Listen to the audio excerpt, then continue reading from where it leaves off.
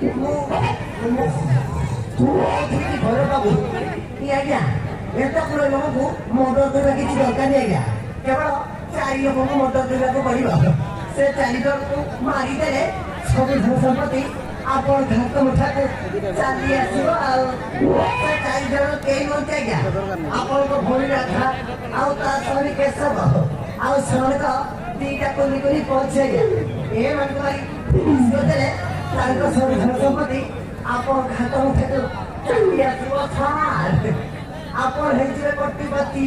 ଆଉ ମୁଁ ଯେଉଁ ଗତିକୁ ସେଇ ଗତି ଆଜ୍ଞା